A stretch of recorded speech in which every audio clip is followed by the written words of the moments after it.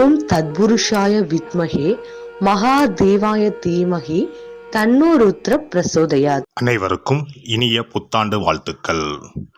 2026ஆம் ஆண்டு பிறக்க இன்னும் ஒரு சில நாட்களே உள்ளன. ஒரு வருடம் என்பது சாதாரண விஷயம் கிடையாது. 12 மாதங்களில் ஒருவரின் வாழ்க்கை மேலேயும் போகும், சரிந்து கீழேயும் போகும். 12 மாதங்களில் ஒருவரின் வாழ்க்கை தலைகீழாக கூட மாறும். அந்த வகையில் உங்கள் வாழ்க்கையில் என்ன மாதிரியான மாற்றங்கள் எல்லாம் நடக்கும், உங்களுக்கு எதில் ஏற்றம் ஏற்படும், எதில் சறுக்கல் ஏற்படும் என்று சற்று விரிவாக காண்போம்.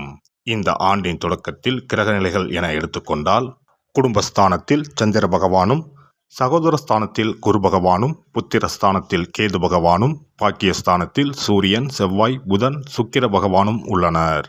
லாபஸ்தானத்தில் ராகு பகவானும் சனி பகவானும் உள்ளனர். குரு பகவான் 5ஆம் பார்வையாக துலாம் ராசியையும், 7ஆம் பார்வையாக தனுசு ராசியையும், 9ஆம் பார்வையாக கும்ப ராசியையும் பார்வையிடுகிறார்.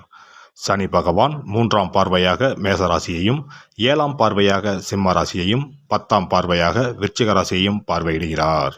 இந்த கிரகங்களின் அமைப்பு மற்றும் பார்வையினால் உங்கள் வாழ்வில் ஏற்படும் சுப மற்றும் அசுப பலன் என்ன என்பதனையும், அசுப பலன் ஏற்படுமாயின் ராசிக்காரர்கள் செய்ய வேண்டிய பரிகாரம் என்ன, வழிபட வேண்டிய தெய்வம் யார் என்பதனை பற்றியும் முழுமையாக காண்போம்.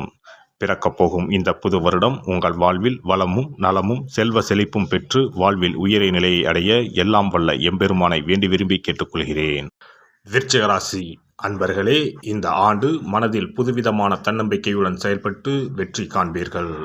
குடும்ப உறுப்பினர்களின் எண்ணங்களை புரிந்து கொள்வீர்கள். வழக்கு விவகாரத்தில் பொறுமையாக இருப்பது நல்லது. புது வீடு மற்றும் மனை வாங்கும் சூழல் உண்டாகும். பொழுதுபோக்கு உபகரணங்களால் கையிருப்புகள் குறையும். இனம் புரியாத சில சிந்தனைகளால் மன அழுத்தங்களுக்கு அவ்வப்போது ஆளாகுவீர்கள். ஆன்மீகத்தில் நாட்டம் அதிகரிக்கும். தர்ம காரியங்களில் ஈடுபடுவீர்கள். பொது நம்பிக்கையுடன் எதிலும் செயல்படுவீர்கள். வீட்டின் தேவைகளை நிறைவேற்றி வைப்பீர்கள். நிலுவையில் இருந்து வந்த தன வரவுகள் கிடைப்பதற்கான வாய்ப்புகள் சாதகமாக அமையும். மூத்த சகோதரர்களின் ஆதரவு சாதகமாக இருக்கும். உத்தியோகஸ்தர்களுக்கு இந்த ஆண்டு போட்டித் தேர்வுகளில் பங்கு பெற்று பதவி உயர்வுக்கான சூழ்நிலைகளும் சாதகமாக அமையும். புதிய வேலை நிமித்தமான முயற்சிகள் கைகூடும். எழுத்து துறைகளில் இருப்பவர்களுக்கு சாதகமான சூழல்கள் அமையும். கடன் சார்ந்து இருந்து வந்த பிரச்சனைகள் எதிர்பாராத விதத்தில் அகலும். முக்கிய கோப்புகளில் கவனம் வேண்டும். வியாபாரத்தை பொறுத்தவரை இந்த ஆண்டு புதுவிதமான சில மாற்றங்களை செய்வதற்கான சூழல்கள் உருவாகும். வாடிக்கையாளர்கள் வழியில் ஒத்துழைப்புகள் மேம்படும். தொழில்நுட்ப விஷயங்களில் இருப்பவர்களுக்கு லாபம் அதிகரிக்கும். அழகு சாதன துறைகளில் விவேகம் வேண்டும். கொடுக்கல் வாங்கலில் இருப்பவர்களுக்கு முன்னேற்றம் உண்டாகும். பெண்களை பொறுத்தவரை இந்த ஆண்டு எதிர்பாராத சில வரவுகள் மூலம் கையிருப்புகள் அதிகரிக்கும். விலை உயர்ந்த பொருட்களின் சேர்க்கை அமையும். துணைவரின் தேவைகளை சூழ்நிலை அறிந்து நிறைவேற்றி வைப்பீர்கள். மனதிற்கு மகிழ்ச்சியான செய்திகள் கிடைக்கும். குடும்பத்தில் புதிய நபர்களின் வருகையால் சில மாற்றங்கள் உருவாகும். அரசியல்வாதிகளை பொறுத்தவரை இந்த ஆண்டு துறை சார்ந்த சில புரிதல்கள் உருவாகும். உயர் பொறுப்பில் இருப்பவர்களின் எண்ணங்களை புரிந்து செயல்படுவீர்கள். வித்தியாசமான சில முயற்சிகள் மூலம் நினைத்ததை முடித்துக் கொள்வதற்கான வாய்ப்புகளை உருவாக்கிக் கொள்வீர்கள். கலைத்துறையில் இருப்பவர்களுக்கு இந்த ஆண்டு பயண வாய்ப்புகள் சாதகமாக அமையும். தற்காப்பு கலைகளில் புதிய இலக்குகளை அடைவீர்கள். எழுத்து துறைகளில் சில முன்னேற்றம் உண்டாகும். புதிய தொழில்நுட்பங்களை சூழ்நிலைக்கு ஏற்ப பயன்படுத்தி மாற்றங்களை உருவாக்குவீர்கள். மாணவர்களை பொறுத்தவரை கல்வியில் சாதகமான சூழல்கள் உருவாகும். நல்ல மதிப்பெண்களை பெறுவீர்கள். திறமைக்கு உண்டான வாய்ப்புகள் ஏற்படும். வித்தியாசமான சிந்தனைகள் மற்றும் அணுகுமுறைகள் மூலம் மேல்நிலை கல்வியில் முன்னேற்றத்தை அடைவீர்கள். பேச்சு திறமைகள் மூலம் பலரின் பாராட்டுகளையும் அறிமுகங்களையும் பெறுவீர்கள். இந்த வருட கிரக அமைப்புகள் அடிப்படையில் விருச்சிகராசி அன்பர்களுக்கு மனதளவில் புதுவிதமான இலக்குகள் பிறக்கும். புதிய செல்வ சேர்க்கைக்கான வாய்ப்புகள் உருவாகும். விருச்சிகராசி அன்பர்களே, கொடுக்கல் வாங்கல் விஷயங்களில் சற்று கவனம் வேண்டும். வாழ்க்கை துணையிடத்தில் விட்டு கொடுத்து செல்லவும். வெள்ளிக்கிழமை தோறும் ஆனந்தவள்ளி தாயாரை வழிபாடு செய்து வர சுபகாரியங்களில் இருந்து வந்த தாமதங்கள் மறையும். சிறப்பு தொகுப்பு. புத்தாண்டு அன்று செல்வம் பெருக நாம் என்ன செய்ய வேண்டும் என்பதனை பற்றி காண்போம். புத்தாண்டு அன்று நாம் சில விஷயங்களை செய்வதன் மூலம் வீட்டில் செல்வ செழிப்பும் அதிர்ஷ்டமும் மகாலட்சுமி கடாட்சமும் உண்டாகும். ஆகையால் புத்தாண்டு அன்று அதிர்ஷ்டம் தரக்கூடிய வகையில் சில விஷயங்களை கட்டாயம் செய்ய வேண்டும். இன்னும் சில நாட்களில் 2026ஆம் ஆண்டு பிறக்கப் போகிறது. அதாவது ஜனவரி 1/1/2026 அன்று கோவிலுக்கு செல்வது, தானம் செய்வது, புது ஆடை அணிவது மற்றும் வீட்டிற்கு தேவையான பொருட்களை வாங்குவது என பலவற்றை செய்வதன் மூலம் நற்பலன்களை பெற முடியும். பொதுவாக பெரும்பாலான வீடுகளில் எதிர்மறையான எண்ணங்கள் எப்போதும் இருந்து கொண்டே இருக்கும். இதனால் வீட்டில் அதிர்ஷ்டம் என்பதே இருக்காது. முக்கியமாக குடும்பத்தில் மகிழ்ச்சி என்பதே இருக்காது. இவை அனைத்திற்கும் தீர்வு கடவுள் வழிபாடு ஒன்றே ஆகும். கடவுளுக்கு உரிய பொருட்களை வாங்கி வழிபடுவதன் மூலம் வீட்டில் நேர்மறை ஆற்றல் பெருகி குடும்பத்தில் மகிழ்ச்சியும் செல்வ செழிப்பும் உண்டாகும். புத்தாண்டு அன்று வாங்க வேண்டிய 3 முக்கியமான பொருள்: துளசி இலை, ஏலக்காய், கல்உப்பு. துளசி இலை, ஏலக்காய், கல்உப்பு ஆகிய 3ம் மகாலட்சுமியின் அம்சம். ஆகையால் வருடத்தின் முதல் நாள் அன்று மேற்கூறிய 3 பொருட்களை வாங்குவதன் மூலம் வீட்டில் செல்வ செழிப்பு உண்டாகும். துளசி இலையை வாங்கி வந்து பூஜை அறையில் பெருமாளுக்கும் ஆண்டாளுக்கும் வைத்து வழிபட வேண்டும். அடுத்து ஏலக்காய் வாங்கி வந்து பூஜை அறையில் விளக்கின் அருகில் வைத்து வழிபட வேண்டும். செல்வ செழிப்பு உண்டாக்குவதில் கல்உப்பு முக்கியமான பொருளாகும்.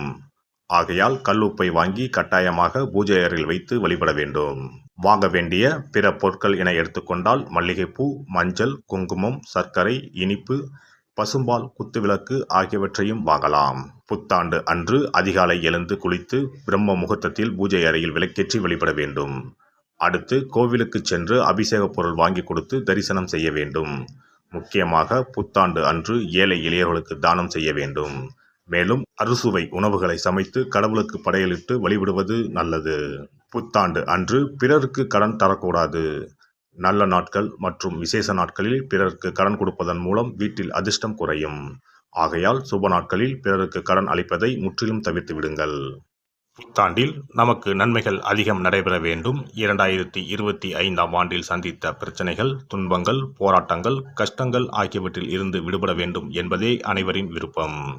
புத்தாண்டு பிறப்பதற்கு முன் எந்தெந்த பொருட்களை நம்முடைய வீட்டில் இருந்து அகற்ற வேண்டும், இவற்றை வீட்டில் வைத்திருப்பதால் என்னென்ன பாதிப்புகள் ஏற்படும் என்பதையும், இவற்றை அகற்றுவதால் புத்தாண்டில் என்னென்ன நன்மைகளை பெற முடியும் என்பதை பற்றியும் தெரிந்து கொள்வோம். வீட்டில் இருந்து உடைந்த அல்லது சேதமடைந்த பொருட்களை அகற்றுவதால் துர் அதிர்ஷ்டங்கள் ஏற்படுவதில் இருந்து விடுபடலாம். இவைகள் எதிர்மறை ஆற்றல்களை எளிதில் ஈர்க்கக்கூடியவையாகும். உடைந்த பொருட்கள், பழுதான சாதனங்கள், விரிசல் விழுந்த கண்ணாடி, உடைந்த நாற்காலி ஆகியவற்றை வீட்டில் இருந்து அப்புறப்படுத்திவிட்டு புதியவற்றை வாங்கலாம். நல்ல நிலையில் இருக்கும் பொருட்களாக மாற்றுவதால் வளர்ச்சி, நேர்மறை ஆற்றல்கள் ஏற்படும். பழைய துணிகள், புத்தகங்கள், பாத்திரங்கள் ஆகியவற்றை வீட்டில் இருந்து வெளியேற்றி விடலாம். வேறு யாருக்காவது தானமாகவும் அல்லது மறுசுழற்சி முறையில் பயன்படுத்தக்கூடியதாகவும் மாற்றி அமைக்கலாம். இதனால் நேர்மறையான விஷயங்கள் எப்போதும் வீட்டில் நடந்து கொண்டே இருக்கும். தேங்கிய நீர், காய்ந்த பூக்கள் ஆகியவற்றை வீட்டில் இருந்து தூக்கி எறிவதால் எதிர்மறை ஆற்றல்கள் வீட்டில் பரவுவதை தடுக்கலாம். புதிதாக இருக்கும் மலர்கள், புதிய தண்ணீர் ஆகியவற்றால் வீட்டில் எப்போதும் புத்துணர்ச்சி நிறைந்திருக்கும், மகிழ்ச்சி மலரும். காலாவதியான உணவுப் பொருட்கள், மருந்துகள், அழகு சாதன பொருட்களை வீட்டில் வைத்திருப்பதால் வீட்டில் தேக்க நிலை, எதிர்மறையான சூழல் இருந்து கொண்டே இருக்கும். இதனால் வீட்டில் அடிக்கடி நோய்களும் வந்து கொண்டே இருக்கும். ஆரோக்கியமான சூழலை வீட்டில் உருவாக்கவும், புதிய வாய்ப்புகள், நல்ல விஷயங்கள் தேடி வருவதற்கும் காலாவதியான பொருட்களை அகற்றிவிட்டு சுத்தமான காற்று, ஆற்றல் வந்து செல்லும் வகையில் வீட்டை காற்றோட்டம் உள்ளதாக வைத்திருக்க வேண்டும். எல்லாம் வல்ல இறையருளால் நீங்களும் உங்கள் அன்பு குடும்பமும் உடல் நலம், நீலாயுள், நிறை செல்வம், உயர் புகழ், மெய்ஞானம் ஓங்கி வாழ்க வளமுடன். இந்த வீடியோ பதிவு உங்களுக்கு பிடித்திருந்தால் லைக் பண்ணுங்க, கமெண்ட் பண்ணுங்க, ஷேர் பண்ணுங்க, மறக்காம சப்ஸ்கிரைப் பண்ணுங்க, பக்கத்துல இருக்கிற பெல் பட்டனை கிளிக் பண்ணுங்க. நன்றி, வணக்கம். ஓம் நமச்சிவாய. சிவாய நம.